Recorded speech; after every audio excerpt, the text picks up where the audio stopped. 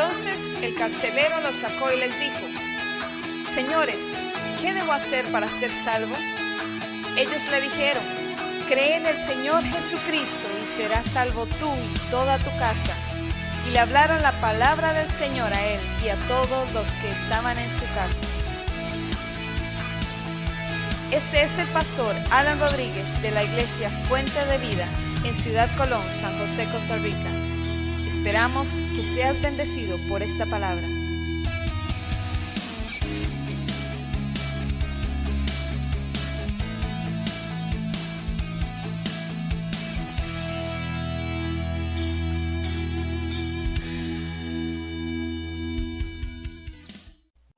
Cuando vean tus cicatrices, es el título de este mensaje. Cuando vean tus cicatrices. No sé qué viene a la mente suya cuando le digo este título, pero ahorita se va a dar cuenta, porque pensamos en las cicatrices de Cristo. Y sí, claro, Jesús, imagínense ustedes cómo pudo haber quedado después de morir en una cruz, de todo el proceso de muerte. Pero gracias a Dios no se levantó de los muertos con todas aquellas cicatrices de latigazos, etcétera, porque imagínense ustedes. Pero sí guardó el Señor unas cicatrices especiales, las marcas en sus manos, en sus pies y en su costado. Ahí quedaron para siempre, porque todavía las tiene. El Jesús resucitado fue el que tocó Tomás, el que metió su dedo, su mano en su costado, su dedo. Imagínense lo que fue tocar con su propio dedo las cicatrices de Jesús. Yo quiero ver esas cicatrices para llorar en ellas algún día. ¿Usted no? Yo sí. Ver sus pies horadados por mí. Estoy esperando ese día con muchas ansias. Espero que usted también. El Señor todavía tiene esas marcas, porque son las marcas que recuerdan el sacrificio y el amor hacia nosotros. Son marcas de amor hacia Jesús. Si usted tiene su Biblia ahí, le voy a pedir que la abra en 2 Corintios, en el capítulo 3 y el versículo 14 en adelante. Dice la palabra, voy a leérselas en la versión Reina Valera del 95, por si vea usted que en algo difiere de algunas palabras de la del 60, para que se entienda mejor, tal vez en la del 95. Dice, versículo 14, pero el entendimiento de ellos, dice en esta Biblia, se embotó, porque hasta el día de hoy, cuando leen el antiguo pacto, les queda el mismo velo sin descorrer, el cual por Cristo es quitado. Y aún hasta el día de hoy, cuando se lee a Moisés, está hablando de los 5 primeros libros de la Biblia, el Pentateuco, la Torá. Cuando se lee a Moisés, el velo está puesto, ¿alguien me puede decir dónde? Sobre el corazón de ellos. Pero cuando se conviertan al Señor, el velo será quitado. El Señor es el Espíritu, y donde está el Espíritu del Señor, allí hay libertad, dice la Biblia. Versículo 18, por tanto nosotros todos, mirando con el rostro descubierto y reflejando como en un espejo la gloria del Señor, somos transformados de gloria en gloria en su misma imagen, y aquí en esta Biblia dice, por la acción del Espíritu del Señor. Reina Valera dice, como por el Señor, como por el Espíritu del Señor. Eso es lo que hace el Señor. Bueno, aquí se está hablando de un velo. Viene hablando de ese velo porque el apóstol Pablo, inspirado por el Espíritu Santo, nos está diciendo en los versículos anteriores que hay un ministerio que él le llama aquí, y Dios le llama así, el Espíritu Santo le llama así, el ministerio de condenación, el antiguo pacto. ¿Por qué? Porque el antiguo pacto, eso lo dice en el capítulo 3, versículo 8, versículo 9, Era el pacto, o el antiguo pacto tenía que ver con la ley. La ley dice que somos pecadores, la ley dice que no tenemos salvación, la ley nos condena. Por eso necesitamos a alguien que nos justifique de esa ley, y ese es Jesús, que vino a llevar todo el peso de la ley por usted y por mí, para que, aunque usted no sea perfecto o perfecta, si cree en Cristo, si entrega su vida al Señor, entonces usted va a ser justificado, declarado sin culpa. Por eso dice el 9 que a esto se le llama el ministerio de justificación. Bueno, y entonces pone el ejemplo de Moisés cuando subió al monte Sinaí y estuvo allá en la presencia del Señor. Cuando bajó con las tablas, su rostro resplandecía. Cuando usted ve la película de los 10 mandamientos, que Charlton Heston desciende del monte ahí, resplandeciendo su rostro, así se ve muy, no, es bíblico, o sea, eso pasó. Lo que pasa es que la gente tuvo miedo de lo que estaba pasando, y entonces Moisés se puso un velo para cubrir la gloria de Dios en él.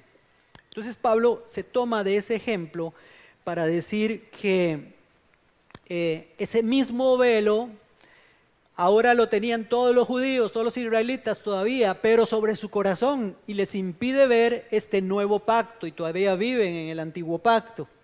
Pero no solo los judíos, la Biblia es para todos, porque todo aquel que no conoce a Cristo, todo aquel que no tiene a Cristo, tiene ese mismo velo en el corazón. Entonces, voy a empezar por aquí,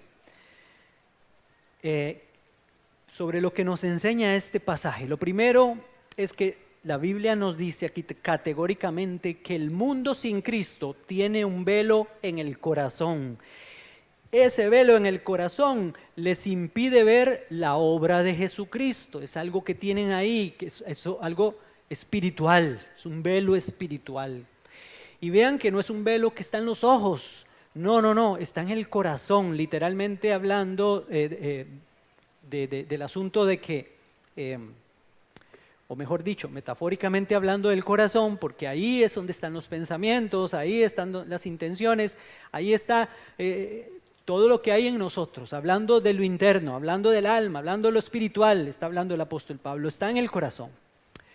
Y yo tengo aquí un versículo, es el versículo que está en el capítulo 4, versículo 3 y 4, porque todavía la Biblia nos revela algo más. Mire lo que dice.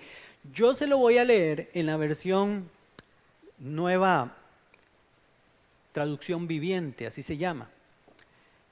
Es más parafraseado, pero guarda muy bien el sentido del original. Dice: si la buena noticia que predicamos está escondida detrás de un velo, solo está oculta de la gente que se pierde. Satanás, quien es el Dios de este mundo, ha cegado la mente de los que no creen. Son incapaces de ver la gloriosa luz de la buena noticia. No entienden este mensaje acerca de la gloria de Cristo, quien es la imagen exacta de Dios. Esa es la Nueva Traducción Viviente. Oiga, el Dios de este siglo, lo dice en la Reina Valera. Ahí está en el capítulo 4, versículos 3 y 4. El Dios de este siglo les cegó el entendimiento, pero habla de que hay un evangelio encubierto, tiene ese velo ahí, que los incrédulos lo tienen porque el diablo les cegó el entendimiento. Entonces, ¿qué hacemos cuando salimos a evangelizar, a hablarle a gente de Cristo, o usted le habla a un compañero de colegio, o un compañero de trabajo, o un vecino, alguna persona que no conoce a Cristo? Lo que está sucediendo ahí es que necesitamos hacer eso, porque Dios nos escogió a nosotros para ese trabajo. Entonces lo primero que vemos es que, vamos a dejar eso claro, hay un velo que el diablo tiene puesto en el corazón de la gente. Lo segundo es que el texto le llama entendimiento embotado. Tienen su entendimiento embotado. La palabra es un poco difícil de traducir al español porque se trata de algo como duro. Yo no sé, y los que han trabajado lijando, yo digo porque yo muchos años trabajé en enderezado y pintura, y entonces cuando uno lija, llega un momento donde la lija se embota, ya no lija más, se llena de ya sea pintura, ya sea Premier o lo que sea. Lo mismo pasa con las otras lijas. Pero también a veces decimos nosotros, estoy embotado, ya no puedo ni pensar, ya no sé qué hacer. A veces estamos muy ocupados, alguno que tenga un trabajo y está pensando mucho, o qué sé yo, ¿qué es lo mejor hacer? Bueno, desembótese, vaya a darse una vueltica por ahí, póngase a ver otra cosa para ver si ya después piensa con claridad. Tiene que ver con eso, con el entendimiento embotado. Todas esas personas están duros, su corazón está endurecido. Lo tercero es que, interesantemente, ese velo no será quitado. Póngale, no sé si le puso atención al pasaje. Ese velo no será quitado hasta que se conviertan al Señor. En un tiempo de mi vida no entendía muy bien este pasaje, porque yo decía, ¿cómo es eso? Si yo más bien pensaba que era al revés, que es lo que vamos a ver aquí. O sea, el orden. El orden no es que primero el velo será quitado y luego se convierten, porque eso puede ser que pensemos que es así, y no. Primero yo tengo que dar el paso. Primero yo tengo que arrepentirme de mis pecados. Primero yo tengo que decidir dar el paso de conversión y luego el velo se quita. Ese es el proceso. El velo no se quitará si yo no me arrepiento, si yo no me convierto. Y luego empieza una revelación progresiva, porque, bueno, yo creo que a ustedes les ha pasado, a mí me ha pasado. Cuando yo me convertí, no lo entendía todo. Pero poquito a poco, con el tiempo, el Señor fue enseñándome, fui aprendiendo, fui leyendo la Biblia y una revelación progresiva de su palabra vino a mi corazón poco a poco, que aún hasta el día de hoy sigo aprendiendo la palabra de Dios. El velo se va quitando cada día, se va quitando. Eso es lo que necesita una persona, pero primero es arrepentimiento en el corazón. Luego, una vez convertidos, el Espíritu Santo los hace libres, nos hace libres. ¿Vieron que dijo ahí el pasaje? El Señor es el Espíritu. Viene hablando de Jesús. El Señor es el que quita el velo. El Señor es el Espíritu. Y donde está el Espíritu del Señor, ahí hay libertad. ¿Vea qué cosa? Lo que está diciendo Pablo aquí es que Jesús es el mismo Dios que el Espíritu Santo. Dos personas diferentes, pero un mismo Dios. Entonces, necesitamos la libertad. Juan 8:36 dice, así que si el Hijo os libertare, seréis verdaderamente libres. Entonces, hasta que nos convertimos, se nos quita el velo y comienza también un proceso de liberación, que es donde somos libres de los malos pensamientos, de las malas intenciones, de los vicios, de todas esas cosas que nos atan. Son rotas las cadenas, abiertas las cárceles. Él nos hace libres de todas estas cosas, pero tenemos que convertirnos primero, dar el paso de arrepentimiento. No puedo ver cómo. Ayer, imagínense, estábamos testificando ahí. Lo primero que aparece, ¿quién creen que fue? Un borracho. Con mucho pesar, porque era un muchacho muy joven. Bueno, aunque sea una persona adulta, ¿verdad? Pero este era joven. Yo soy cristiano, con la pacha aquí, ¿verdad? Yo soy cristiano. Y de verdad, parecía que sí conocía algo, porque cuando estábamos leyendo la palabra, él repetía y a veces decía antes lo que íbamos a decir nosotros de la Biblia. Atado por Satanás. Atado por Satanás, él todavía no ha sido libre, porque no ha dado el paso de verdad de arrepentimiento. Tal vez ha ido a una iglesia, tal vez aprendió la palabra, pero no ha sido libre porque no se ha arrepentido tal vez, y entonces el velo no le ha sido quitado. Porque la Biblia dice que donde está el Espíritu de Dios, ahí hay libertad. Ahí hay libertad. Él nos liberta. Si el Hijo os libertare, seréis verdaderamente libres. Entonces yo le hablaba a él en su borrachera. Le hablé de Cristo, lloró y toda la cosa, como pasa siempre. Pero hemos oído no sé cuántos testimonios de gente borracha que se pasa adelante borrachos, aceptan a Cristo borrachos y a partir de ese día su vida cambia. Yo por lo menos he escuchado 3 testimonios de personas así que he visto.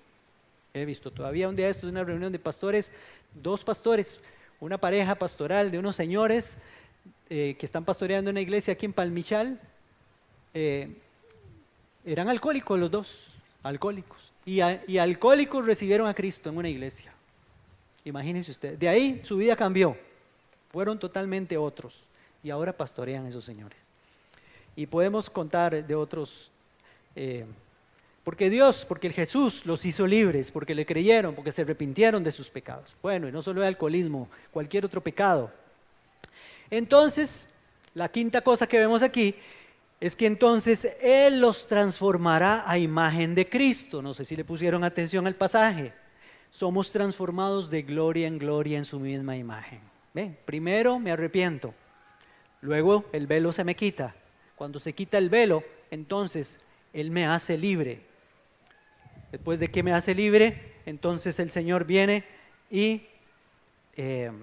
me transforma en su misma imagen. Va haciendo una obra, el Espíritu Santo me va transformando de gloria en gloria a su imagen cada día. Claro, yo tengo que disponerme a que Él me transforme. Eso es una promesa. Y entonces, dicho esto, vamos a ver qué instrumentos usa el Señor para que los incrédulos se conviertan y el velo les sea quitado. Mire, esto está apenas para un curso de evangelismo, pero es para nosotros. No es que los vaya a evangelizar, pero vamos a ver qué es lo que pide Dios de nosotros. ¿Qué usa Dios para que la gente se arrepienta de sus pecados? Lo primero es lo que hablamos, la predicación de la palabra de Dios, por supuesto. Dios nos llamó a predicar el Evangelio. ¿Cómo creerán si no hay quien les predique? Dice Romanos capítulo 10, versículo 17. O sea, hablamos la palabra de Dios. Dios nos llamó, nos mandó a predicar la palabra. Pero esto es un complemento. Vamos a hablar de por lo menos aquí 4 cosas que necesitamos integralmente hablando, necesitamos tener o cumplir para que el Evangelio sea creído y para que la gente, mejor dicho, para que la gente se convierta, para que la gente se arrepienta, la gente busque al Señor. Nos toca a nosotros hablar la palabra. Jesús se fue al cielo y encargó a sus discípulos, y sus discípulos a sus discípulos, y sus discípulos a sus discípulos, hasta que llegó a nosotros, para que nosotros hagamos este trabajo. Ustedes no pueden decir, no, que Fabricio lo haga, no, que el pastor lo haga, no, que el fulanito, fulanita lo haga. No, esta es una comisión para todos nosotros, para todos los creyentes. Somos llamados todos a hablar la palabra de Dios con toda la gente que usted tenga cerca que no conocen a Cristo. Entonces, lo primero es predicar. Lo segundo que también tengo que tener es nuestro testimonio. O sea, para que la gente se convierta y el velo les sea quitado, haya libertad y sean transformados, entonces estas personas necesitan nuestro testimonio de 2 formas. Nuestro testimonio de conversión, o sea, que se vea en nosotros que somos nuevas criaturas, que las cosas viejas pasaron y ahora todas son hechas nuevas. La gente tiene que ver que usted ya no es el mismo, usted ya no es la misma, porque si siguen viendo la misma persona, solo que habla la Biblia, no van a creer. El testimonio es importantísimo, no solo el testimonio de lo que Dios ha hecho en su vida, sino su testimonio personal, la vida personal suya, cómo usted se comporta, cómo es conocido en su trabajo, cómo habla, etcétera. Todas estas cosas son importantes. O sea, lo que quiero decirles es que algunas personas dicen que para que la gente se convierta necesita escuchar la palabra solamente. No, también la gente se fija de quién viene la palabra. Y también, para que la gente se convierta no solo necesita un buen testimonio, como dicen otros que no quieren hablar y entonces dicen, no, es que la verdad es que la gente lo que necesita ver es el testimonio. Cómo soy, bien portado, cómo trato a mi esposa, cómo me comporto en el trabajo. Pero yo nunca digo nada. Con solo que ya sepan que soy cristiano y me porto bien, que eso sea suficiente. No, no es suficiente. porque lo que convierte a la gente es la palabra de Dios. Renacemos por la palabra de Dios en un recipiente que refleja a Cristo. Pero hay una tercera cosa todavía. La fe suya. A través de nuestra fe, o sea, dice la Biblia, porque por fe andamos, no por vista. Creí, por lo cual hablé, dice la palabra de Dios. Ahí cerquita, en 2 de Corintios, donde estábamos, en el capítulo 4, dice estos versículos, un espíritu de fe. En el capítulo 4, versículo 13 dice, pero teniendo el mismo espíritu de fe conforme a lo que está escrito, creí, por lo cual hablé. Entonces, lo que usted hable va a reflejar la fe suya. Y también la fe suya en medio de dificultades, de problemas, de adversidades, etcétera. La gente ve si usted es una persona de fe. Entonces, no solo necesita que usted hable la palabra, que usted sea una persona de testimonio, sino también la gente necesita ver que usted es una persona de fe. Un hombre, una mujer, un muchacho, un niño de fe, que refleje la fe. El capítulo, ese mismo capítulo 4, es donde dice, capítulo 5, perdón, de 2 de Corintios, versículo 7, por fe andamos y no por vista. La gente tiene que ver que usted anda por fe, que usted no es una persona que se desespera cuando viene alguna situación complicada, que ven que cuando hay amenazas de algo, de lo que sea en su familia, usted lo primero que hace es creamos, tengamos fe, doblemos rodillas y creámosle al Señor. Sus hijos, su esposo, su familia, tiene que ver que usted es una persona de fe. Para nosotros, por ejemplo, los pastores, hay una palabra en Hebreos que dice que es una gran responsabilidad. Digo yo que es una gran responsabilidad para los pastores. En el capítulo 13 de Hebreos, se los voy a leer. Pero ustedes y yo somos iguales. Yo creo que esto no debe ser solo para los pastores, esto debe ser para todo creyente. En el capítulo 13, versículo 7, dice, acordaos de vuestros pastores. Pero yo digo que la gente se va a acordar de usted. Y dice, acordaos de vuestros pastores que os hablaron la palabra de Dios, considerad cuál haya sido el resultado de su conducta. Ve, aquí viene el testimonio. Primero, la palabra de Dios, luego el testimonio y luego imitad su fe. 3 cosas importantísimas, no solo en los pastores, en todos nosotros. La palabra que hablamos, el testimonio que tenemos y la fe. Porque la gente necesita ver a otros que los animan a seguir adelante. Y más cuando se trata de que esa persona que les está modelando la fe es una persona que no vive de hotel en hotel, de playa en playa, y de banco en banco haciendo transacciones de millones y cosas de esas, de que tiene toda la salud del mundo. No, la gente cree más cuando ve que la persona que habla de fe es una persona que la ha pellejeado, la está pulseando, que es de este mundo, que pasa dolores, que pasa enfermedades, le pasan situaciones difíciles, que le roban, que le pasó un accidente, que le pasó esto y lo otro. Tenemos que mantener la fe siempre hacia adelante. Dice la palabra, sin fe es imposible agradar a Dios. Y entonces vamos a la cuarta cosa.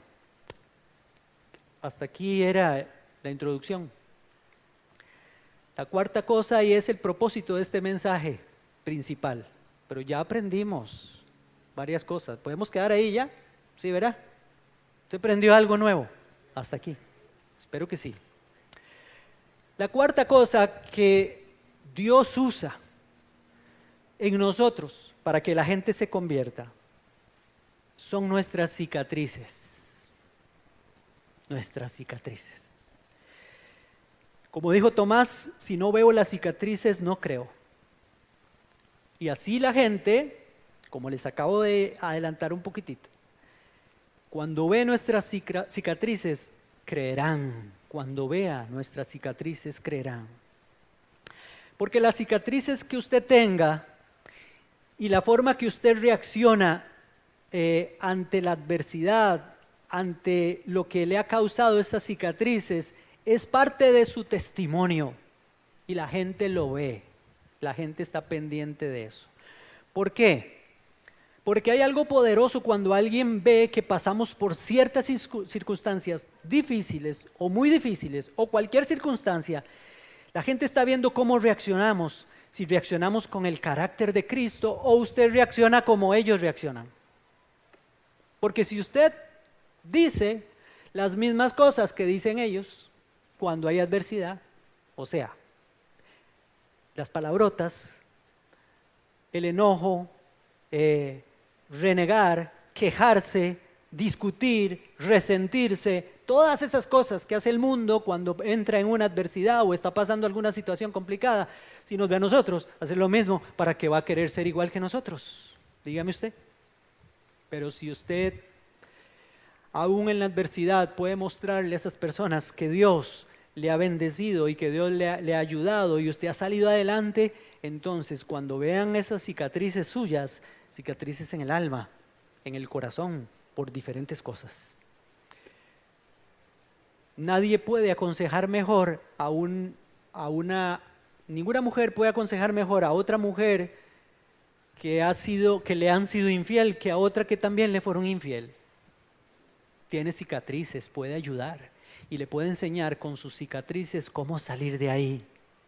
Por poner un ejemplo, si yo no he perdido a una persona cercana, si una persona cercana a mí no ha muerto, yo no puedo aconsejar a esa persona, pero cuando vea mis cicatrices y cómo yo reaccioné en medio de aquella adversidad, entonces aquella persona va a ver el ejemplo y va a salir adelante.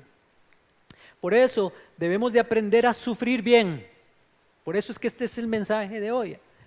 ¿Cómo está sufriendo usted? ¿Qué hace? ¿Qué pasa en su vida cuando viene un sufrimiento? Cuando viene una adversidad, ¿cómo reacciona usted? Porque tenemos que cuidar hasta eso, hermano y hermana. ¿Cómo debo reaccionar ante el sufrimiento? Bueno, vamos a ver. Tengo aquí 5 cosas de cómo debo reaccionar ante el sufrimiento.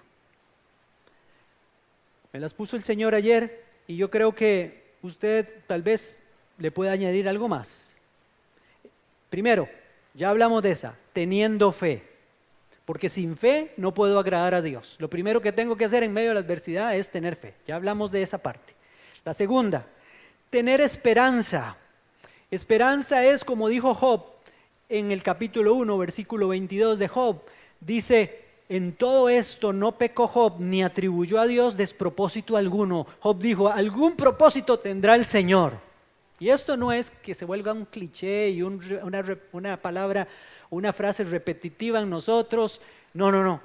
Es que realmente usted crea en su corazón: esto está duro, esto está difícil, no puedo, Señor, pero algún propósito saldrá con todo esto. Algo habrá detrás de esto. Y vea, yo no estoy hablando de que, no solo de cosas complicadas como pérdida de un ser querido, o que lo echaron a usted del trabajo, o que se fue un hijo de su casa, o que un hijo suyo está en drogas, o alguna cosa de esas complicadas y difíciles, sino que también otras cosas que le puedan pasar a usted, que también Dios usa para formar el carácter de Cristo y probar su vida, probar su corazón, pasarlo por el fuego. Dios necesita esas cosas en usted. Por ejemplo, todos saben que este año para mí ha sido un año de dolor. Ahora hablaba con don Edgar, me decía don Edgar algunas cosas. Dolor físico, ha pasado dolor, hermanos. Por causa de Cristo, no. Por causa de Cristo no. Eso es lo menos.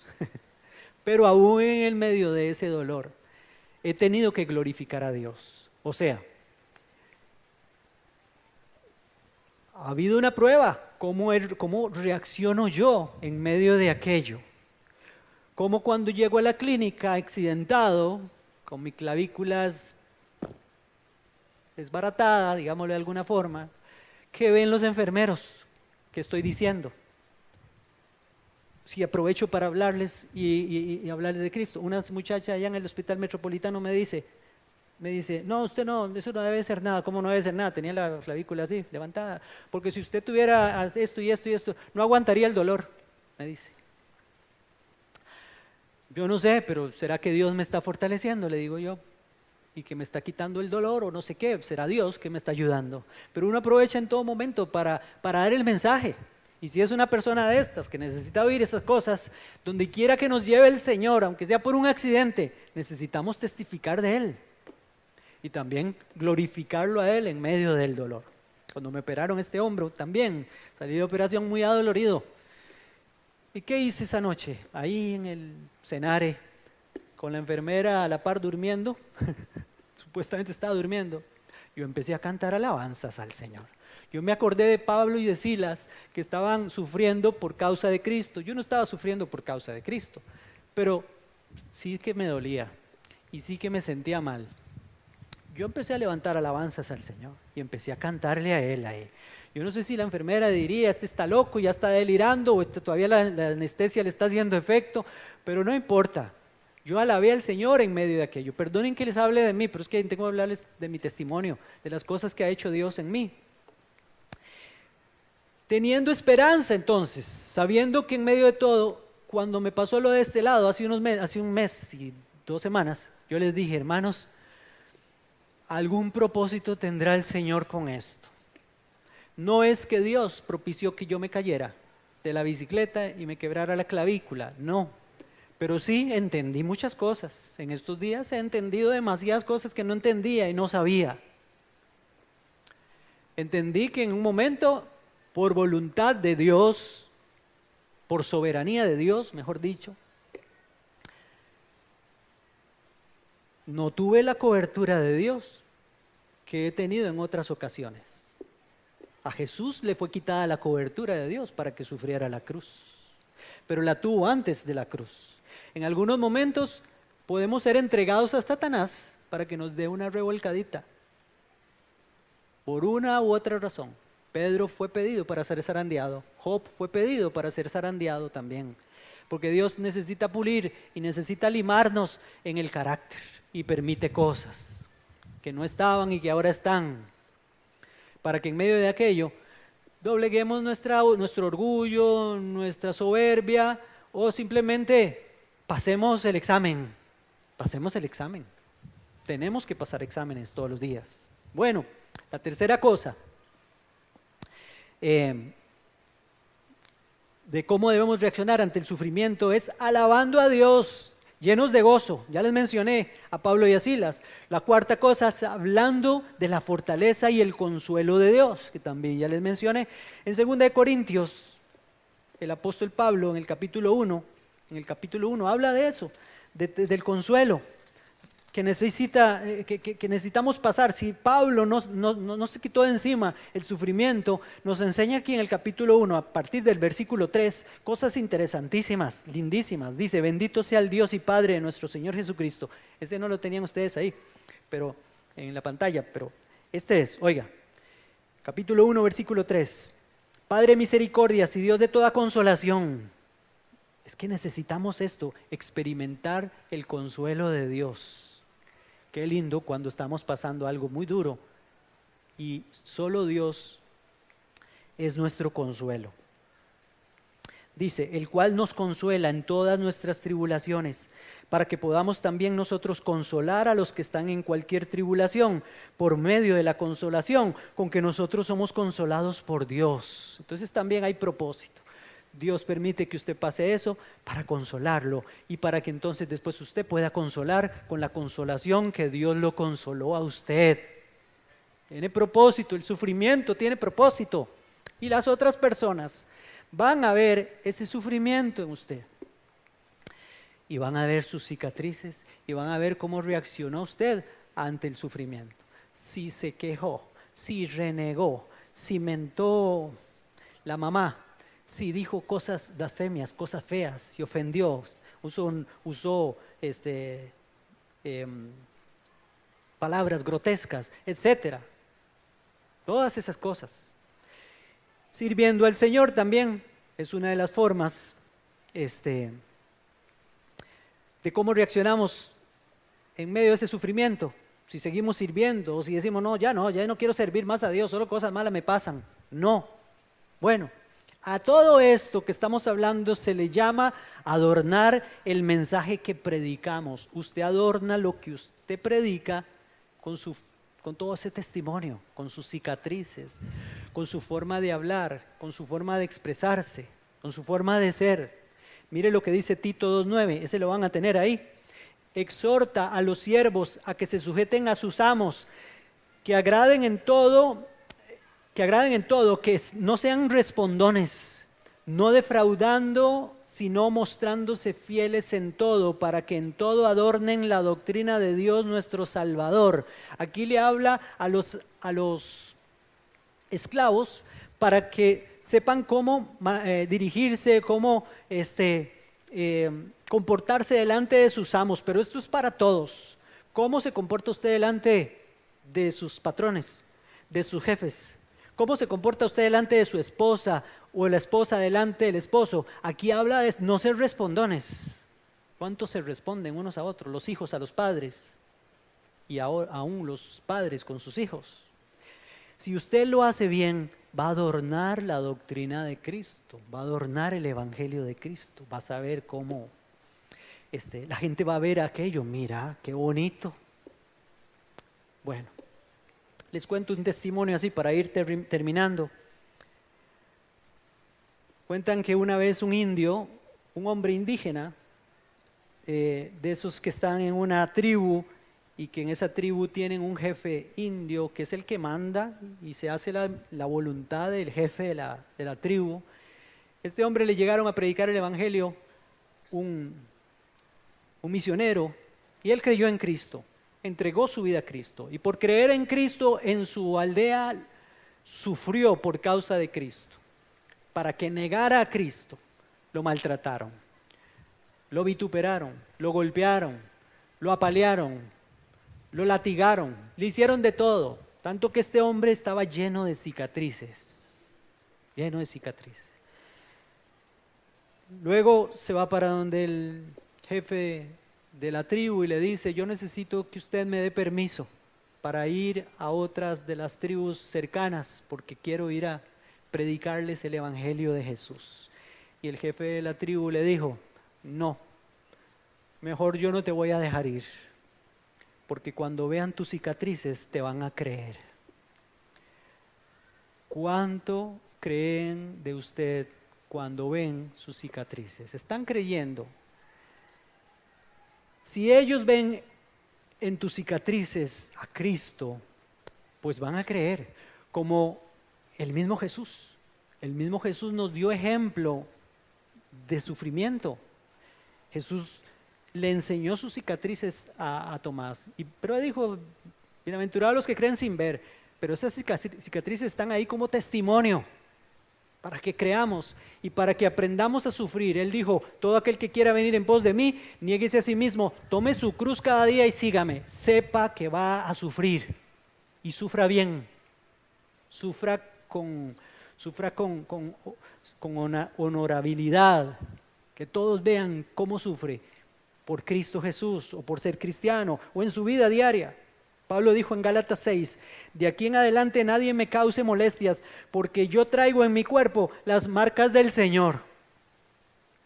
Eso es, la gente está así, viendo si usted realmente es una persona que demuestra que es un buen cristiano por cómo reacciona en medio de la adversidad. Esto no es otra cosa más que, oiga de lindo esto, convertir los sufrimientos en gloria para Dios. Convertir en gloria nuestros sufrimientos. No para ser perdonados ni para sacar algún favor de Dios, sino para que Dios vea que ni aún en el sufrimiento me apartaré de Él. Sufrimos para la gloria de Dios también. Amén. Cualquier cosa que usted pase, la pérdida de su casa, la pérdida de qué sé yo, de su trabajo, lo que sea, glorifique a Dios en medio de eso. No diga: gracias Señor porque me robaron el carro. No importa, usted puede llorar, Pero dígale: Señor, tú diste, tú quitaste, bendito sea tu nombre. Algún propósito habrá en medio de esto. Sé, Señor, que si me quitaste aquello, si permitiste que no lo tuviera, es porque me vas a dar algo mejor. Ese es el Dios que tenemos. Sufrir para la gloria de Dios. Romanos 8:35, termino con este pasaje, dice: ¿quién nos separará del amor de Cristo? ¿Tribulación? ¿O angustia? ¿O persecución? ¿O hambre? ¿O desnudez? ¿O peligro? ¿O espada? Hace 8 días les dije, la iglesia tiene que aprender a sufrir, y a sufrir bien. Con mucho más razón nosotros, los de este lado del mundo, que no sufrimos por causa de Cristo, pero por lo menos aprendamos a sufrir los sufrimientos naturales o las cosas que vienen en la vida diaria, para que cuando venga el momento en que tengamos que sufrir por causa de Cristo, sepamos cómo sufrir. Los apóstoles, después de ser azotados, salieron de la cárcel y llegaron donde estaban los demás gozosos. Venían apaleados, pero salieron gozosos de que se les dio la bendición, la oportunidad de sufrir por causa de Cristo, llevar las marcas de Cristo. Y aunque usted no le den latigazos y esas cosas, acuérdese de mí cuando esté pasando alguna situación dura. Glorifique a Dios, dele la gloria a Dios, bendígalo. El versículo 36 sigue diciendo: como está escrito, por causa de ti somos muertos todo el tiempo, somos contados como ovejas de matadero. Antes, en todas estas cosas somos más que vencedores por medio de aquel que nos amó. Antes, en todas estas cosas somos más que vencedores por medio de aquel que nos amó. Por lo cual estoy seguro, usted lo tiene ahí, lo puede decir conmigo: por lo cual estoy seguro, a ver, no los oigo, por lo cual estoy seguro de que ni la muerte, ni la vida, ni ángeles, ni principados, ni potestades, ni lo presente, ni lo porvenir, ni lo alto, ni lo profundo, ni ninguna otra cosa creada nos podrá separar del amor de Dios que es en Cristo Jesús, Señor nuestro. ¿Puede darle un aplauso al Señor? Glorifíquelo a Él. Y si puede llevarse en el corazón esto: el que no tiene cicatrices es que no ha peleado batallas en la vida. Porque esta vida tiene batallas y nos deja con cicatrices. Glorifique a Dios en medio de esas batallas, que vengan. Las cicatrices son buenas para nosotros, y que todos vean sus marcas.